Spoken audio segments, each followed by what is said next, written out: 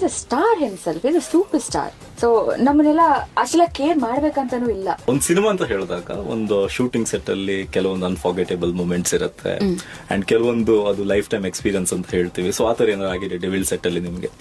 Every moment was like that sir ಜೊತೆ. And ನಾನು ಹೇಳಬೇಕಾದಂತ ವಿಷಯ, ಥೈಲ್ಯಾಂಡ್ ಅಲ್ಲಿ ಶೂಟಿಂಗ್ ಮಾಡ್ತಿದ್ದಾಗ ಸೊ ನಮ್ಮನ್ನೆಲ್ಲರೂ ಊಟಕ್ಕೆ ಕರ್ಕೊಂಡು ಹೋಗಿರೋರು ಒಂದ್ ನೈಟ್ ಊಟಕ್ಕೆ ಅಂತ. ಇಡೀ ಪ್ರೊಡ್ಯೂಸರ್ ನಾವು ಎಲ್ಲಾ ಜೊತೆಗೆ ಊಟಕ್ಕೆ ಹೋಗಿದೀವಿ.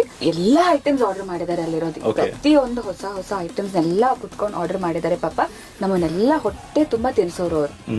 ನಮಗೆಲ್ಲ ಹೊಟ್ಟೆ ತುಂಬಾ ತಿಂದಾದ್ಮೇಲೆ ಇಷ್ಟೇಷ್ಟು ತಿನ್ನೋದವ್ರಂತೂ. ಅವ್ರು ತಿಂದ್ರು ಆಯ್ತು, ಇಲ್ಲೇ ಇದ್ರು ಆಯ್ತು. ಬಟ್ ನಮ್ದೆಲ್ಲ ಹೊಟ್ಟೆ ಅದ್ ಬೇಕಮ್ಮ, ಇದ್ ಬೇಕಮ್ಮ, ಅತ್ತಿನಿ ಇತ್ತಿನಿ ಪ್ರತಿ ಒಬ್ರಿಗೂ. ಸೊ ಹೊಟ್ಟೆ ತುಂಬಾ ತಿನ್ಸೋರು ಅವರು. ಅದನ್ನಂತೂ ನನ್ನ ಲೈಫ್ ಟೈಮಲ್ಲಿ ಮರೆಯಕ್ಕಾಗಲ್ಲ.